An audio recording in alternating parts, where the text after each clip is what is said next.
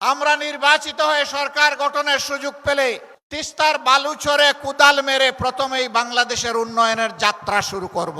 বাংলাদেশের একটা জায়গায় শুধু দাঁড়িয়ে বর্তমান প্রধানমন্ত্রী বলেছিলেন ভোট দিবেন দুটো, একটি আমার দলকে আর একটি গণভোটে হা। তিনি প্রথমটা রক্ষা করেছেন, দ্বিতীয়টা তিনি রক্ষা করেন নাই। সীমান্তে সুড়সুড়ি দিচ্ছে প্রতিবেশী ভারত। সরকার মুখে কুলু পেটে বসে আছে যে বৈষম্য দূর করে বাংলাদেশের পচা রাজনীতিকে বিদায় জানিয়ে নতুন বাংলাদেশ করার জন্য আমাদের সন্তানেরা লড়াই করেছিল। সেই নতুন বাংলাদেশ গড়ার জন্যই সংস্কারের উদ্দেশ্যে গণভোট হয়েছে। বাংলাদেশের একটা জায়গায় শুধু দাঁড়িয়ে বর্তমান প্রধানমন্ত্রী বলেছিলেন ভোট দিবেন দুটো, একটি আমার দলকে আর একটি গণভোটে হা। তিনি প্রথমটা রক্ষা করেছেন, দ্বিতীয়টা তিনি রক্ষা করেন নাই। আজকে আপনাদেরকে কথা দিচ্ছি, আমাদেরকে বিভিন্নভাবে এই গণভোট বাস্তবায়নের দাবি থেকে সরিয়ে নেওয়ার জন্য অনেক কথা বলা হচ্ছে। পরিষ্কার কথা, আমরা জাতির সাথে বেইমানি করতে পারবো না। জাতিকে আমরা কথা দিয়েছি, লড়াই আমরা করে যাব, গণভোট বাস্তবায়নে বাধ্য করব ইনশাআল্লাহ। এর থেকে এক চুল পরিমাণও আমরা সরব না। এই আবু সাইদের রক্তে ভেজা রংপুরে আরেকবার এই অঙ্গীকার ব্যক্ত করে গেলাম। আমাদের দ্বিতীয় কথা, তিস্তা এই অঞ্চলের মানুষের দুঃখ।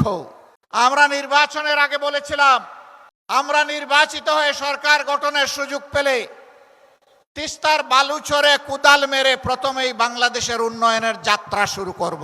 দুঃখের বিষয়, তিস্তা নিয়ে বর্তমান সরকারি দল অনেক ভালো ভালো কথা বলছে, আর নির্বাচনের আগে জাগো বাহে তিস্তা বাঁচাও এই আন্দোলন করেছে, কিন্তু তিস্তা নিয়ে এই বাজেটে 10 টাকারও কোনো অ্যালোকেশন নেই। আমরা আর কথার ফুলঝুড়ি শুনতে চাই না, দেখতে চাই না, আমরা বাস্তব পদক্ষেপ দেখতে চাই। এই সরকার যদি ব্যর্থ হয়, আগামীতে ইনশাআল্লাহ আপনাদের সহযোগিতা, দোয়া, ভালোবাসা, সমর্থন, ভোটে নির্বাচিত হয়ে 11 দল সরকার গঠন করে সেই দাবি বাস্তবায়ন করবে ইনশাআল্লাহ। বিস্তীর্ণ এলাকা জুড়ে সীমান্তে সুড়সুড়ি দিচ্ছে প্রতিবেশী ভারত। সরকার মুখে কুলু পেটে বসে আছে। আমরা প্রতিবাদ করছি, জনগণ প্রতিবাদ করছে। শুধু প্রতিবাদ করছে না, প্রতিরোধ করার জন্য বিজিবির সৈনিকদের সাথে সমান তালে জনগণ লড়াই করে যাচ্ছে। আমরা এই সংগ্রামী বীরদেরকে অভিনন্দন জানাই। সরকারের মুখ থেকে এই ব্যাপারে এখন পর্যন্ত একটা শব্দও আসে নাই। কার বয়ে কাকে খুশি করার জন্য? কোন দেশের শাসক আপনারা? বাংলাদেশের জনগণের নাড়ির পালস বোঝার চেষ্টা করুন। জনগণের অভিপ্রায় আকাঙ্ক্ষার বিরুদ্ধে মেহরবানি করে অবস্থান নেবেন না। নেলে কি হয়, সম্প্রতি ইতিহাস থেকে সবারই সবক গ্রহণ করা উচিত। অতএব সাফ কথা, তিস্তার ব্যাপারে কোনো ধানাই পানাই বুঝি না।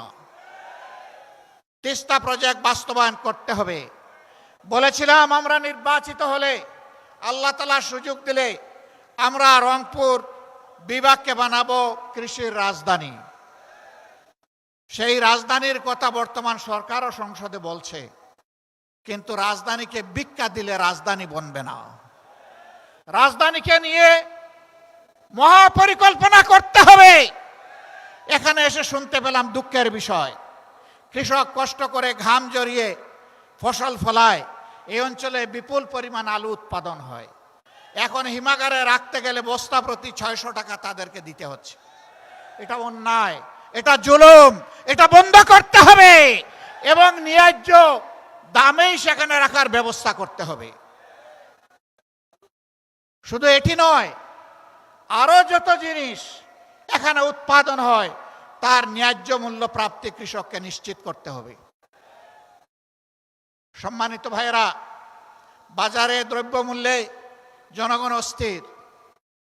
সরকারের হৃদয়গুলা ঢুকে না, কারণ জনগণ তো চাঁদাবাজি করে না, তাদের তো অবৈধ অর্থের উৎস নেই, তারা ঘুষ দুর্নীতির সাথে সম্পৃক্ত নয়। তাদের এই দুঃখ ওই লোকেরা কেমনে বুঝবে যারা চাঁদাবাজিতে লিপ্ত? যারা ঘুষ দুর্নীতিতে ব্যস্ত তারা এটা বুঝবে না। আমাদের স্পষ্ট অঙ্গীকার, ইনশাআল্লাহ সব দুর্নীতিবাজরা এক হয়ে ইঞ্জিনিয়ারিং করে আমাদেরকে হারিয়ে দিয়েছে কয়বার।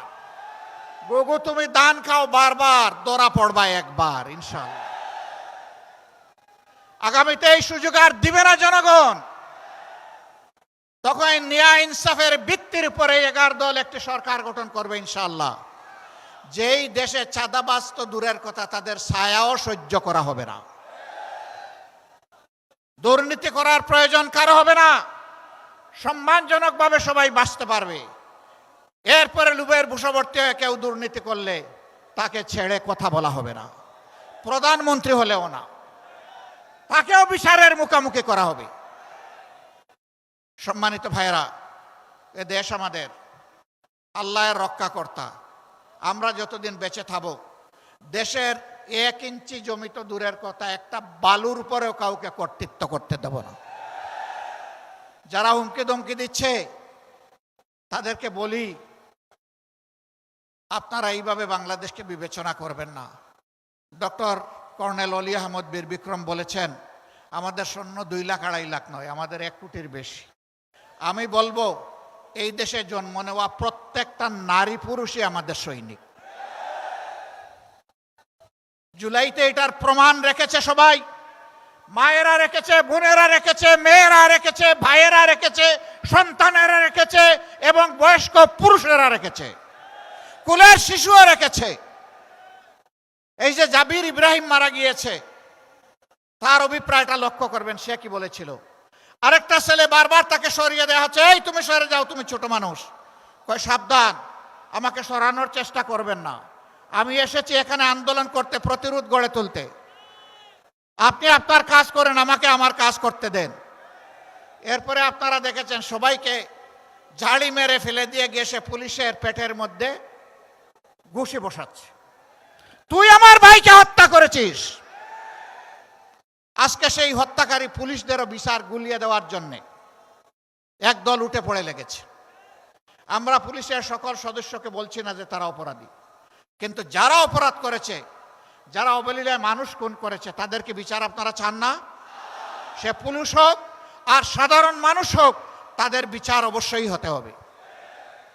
শুধু জুলাই নয়, 2006 সালের 28 অক্টোবর থেকে শুরু করে এরা যে খুনের রাজনীতির সূত্রপাত করেছিল, পিলখানা হত্যাকাণ্ড, সাপ্লাই হেফাজতের লোকদেরকে হত্যা, তারপরে সারা দেশে 15.5 বছর গুম খুনের রাজনীতি, আয়নাগরের রাজনীতি, জুলাইয়ে এসে মহা হত্যাযজ্ঞ, গণহত্যা যারা চালিয়েছে, একেবারে সেই বিপ্লবের প্রতীক শরীফ উসমান হাদির হত্যাকাণ্ড পর্যন্ত সকল বিচার করতে হবে।